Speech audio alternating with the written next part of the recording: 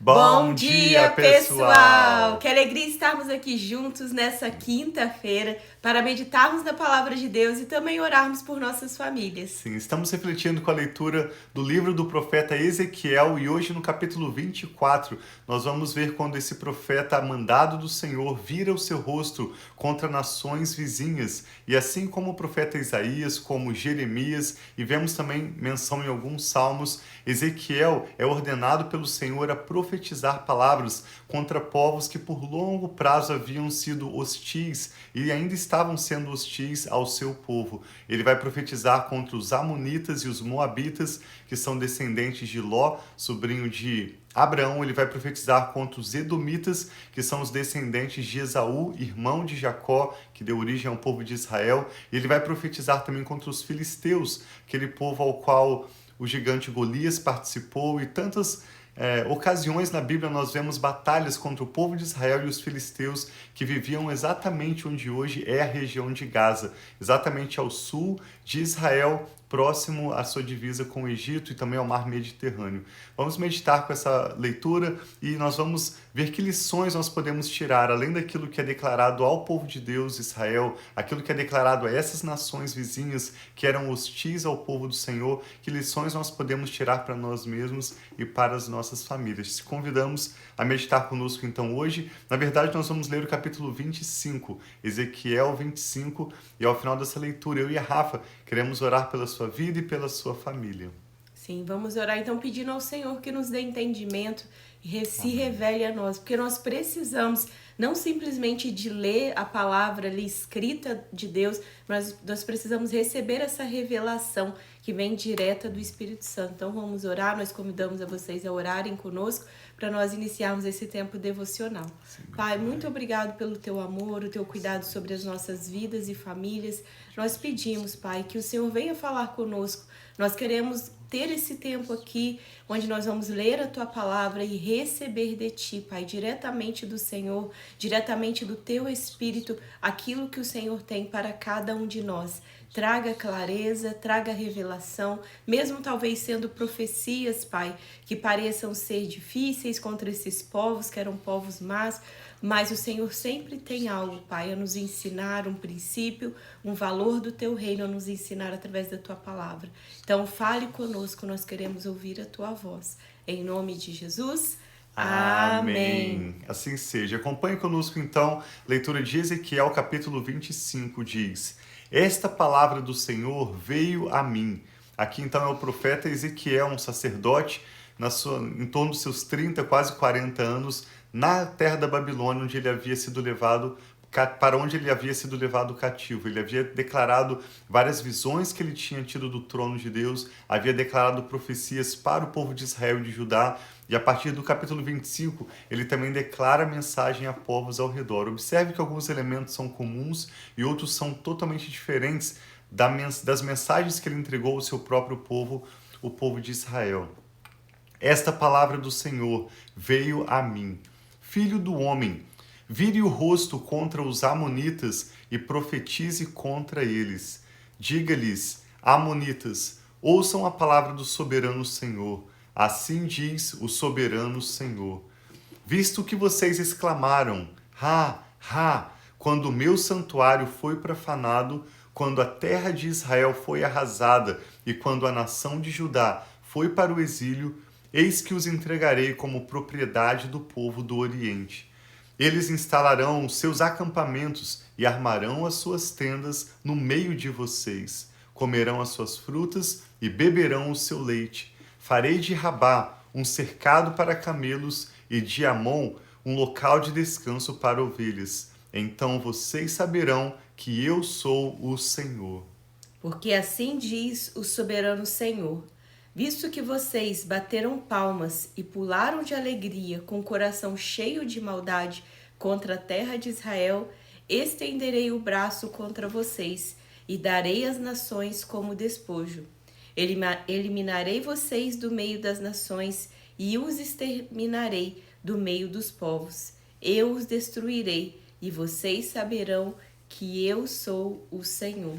Esse é um elemento comum de várias profecias que Ezequiel declara, através do juízo do Senhor, dos seus atos de disciplina e de justiça na terra, o Senhor seria conhecido como o Senhor soberano. Agora, algo que distingue totalmente das mensagens que Ezequiel havia entregado a Israel e a Judá, observe que aqui não há menção da lei do Senhor sendo desobedecida. Nessa profecia e nas próximas que vamos ler também, não há nenhuma menção da idolatria praticada por esses povos. O motivo pelo qual o Senhor estava irado com esses povos era um único, porque eles estavam se alegrando e com maldade celebrando um momento de dificuldade do povo de Deus. Nós vamos observar por todas as Escrituras. As Escrituras Sagradas são a palavra de Deus, nos revelam o coração de Deus.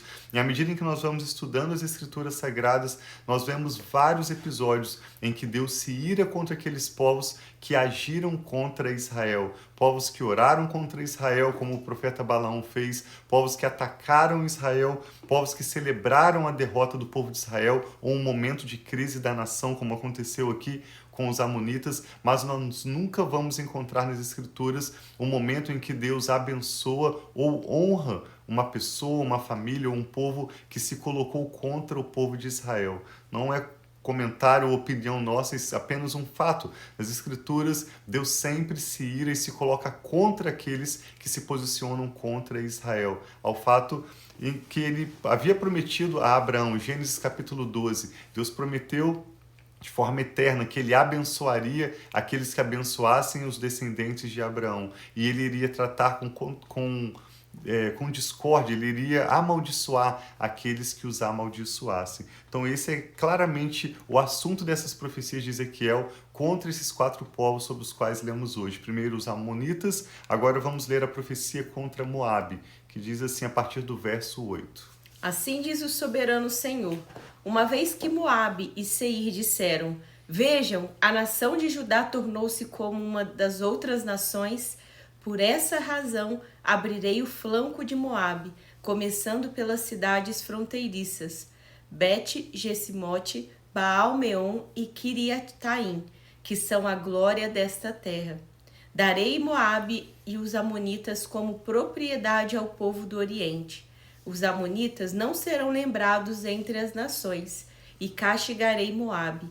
Então eles saberão que eu sou o Senhor. Nós estamos vendo que o Senhor estava trazendo juízo sobre o povo de Israel e ele contou com povos como a Babilônia, que veio e trouxe esse juízo através. Mas nós temos profecias também, que nós já até lemos também em Jeremias, eu creio que em Isaías também, falando contra a Babilônia, que ela aproveitou dessa autoridade que Deus deu para ela trazer esse juízo, fazendo ainda mais difícil para o povo de Deus. Então, quando eu vejo isso, eu vejo que ainda que Deus trate com as nossas vidas e com as vidas daqueles que talvez Ele, por amor, Ele está corrigindo, mesmo assim, seja nós como servos de Deus ou as pessoas que estão ao redor, nós não temos o direito seja de criticar ou até mesmo de se alegrar com a derrota do outro.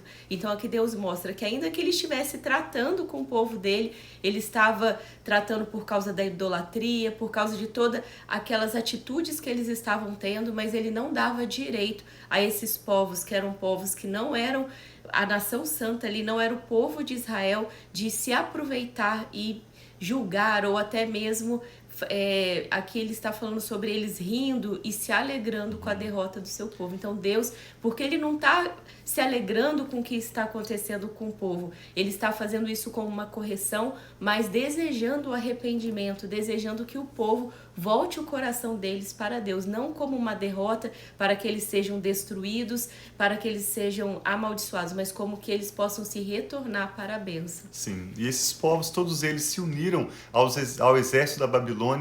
Quando Nabucodonosor liderava a Babilônia, esses povos se uniram à Babilônia para executar esse juízo do Senhor. Mas o problema é que eles não executaram como quem estava com o coração alegre, no sentido de corrigir, de abençoar, mas sim com maldade, zombando e exercendo violência. Maldade que desagradou o coração do Senhor. Apesar deles não terem a lei de Moisés, eles não eram o povo de Israel. Por isso o Senhor não os repreende por desobedecerem à lei do Senhor. O Senhor os repreende pela maldade no coração deles. O mesmo contra Edom. Edom era um nome que foi dado a Esaú, irmão de Israel, ou de Jacó.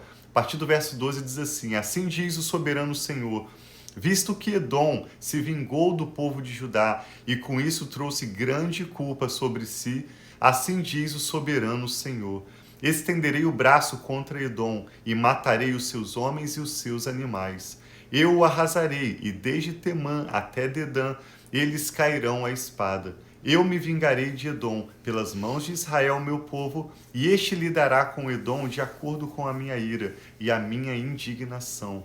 Edom conhecerá a minha vingança, declara o soberano Senhor. Assim como Edom estava prometendo ou executando vingança contra Judá, o Senhor diz que ele próprio, o Deus soberano, viria para vingar-se contra Edom. E por último, uma pequena palavra também de profecia contra a Filístia. Os filisteus eram um povo que viviam na região onde hoje é a região de Gaza, entre o sul de Israel, o Egito e o mar Mediterrâneo.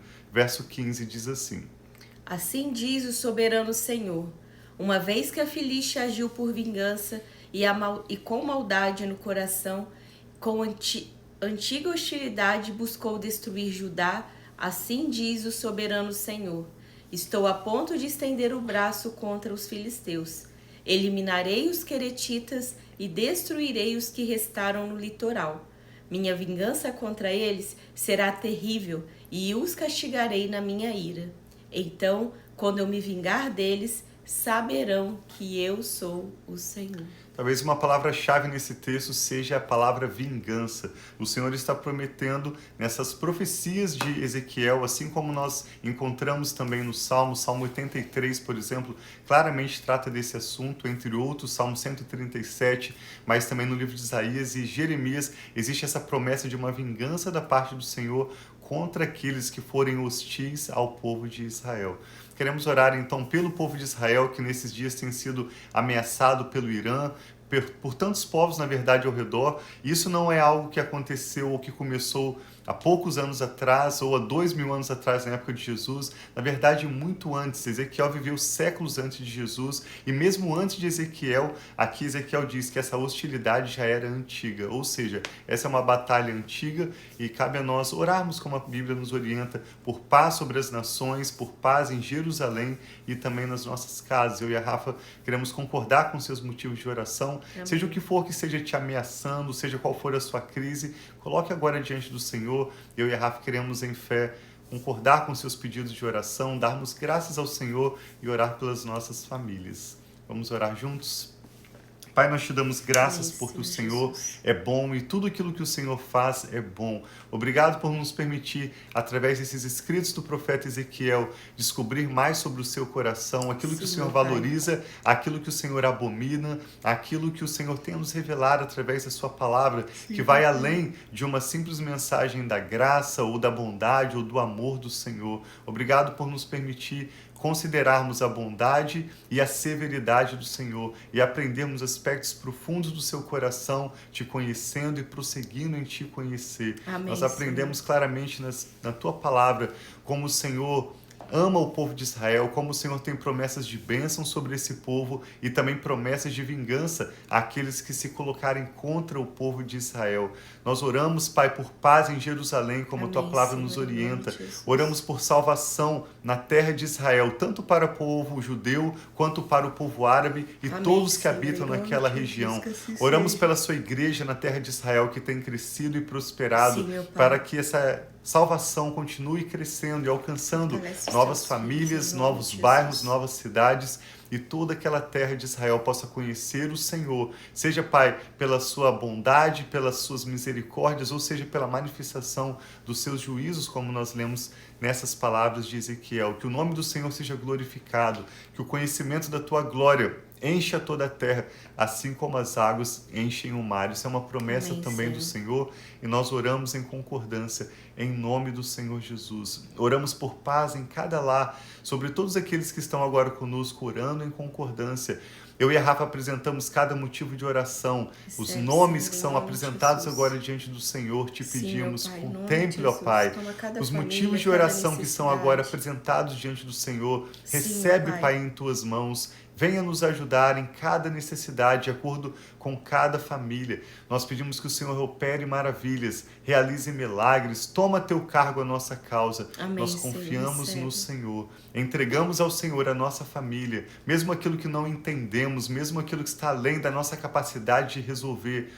Áreas em que precisamos de verdadeiros milagres do Senhor. Nós entregamos esses assuntos agora sob os teus cuidados, Pai, para não mais nos preocupar ou não mais estarmos ansiosos sobre esses assuntos. Nos confiamos sob os teus cuidados e oramos na certeza de que o Senhor nos ouve e nos responderá. Guarda, Pai, a tua palavra em nossas vidas, receba nossas orações e nossas ações de graças. Em nome do Senhor Jesus. Amém. Graças a Deus. Então, que Deus abençoe muito o seu dia, muito a sua família. Nós amamos estar aqui com vocês e que a paz do Senhor seja sobre todos nós. Amém. Deus os abençoe e nós amamos vocês.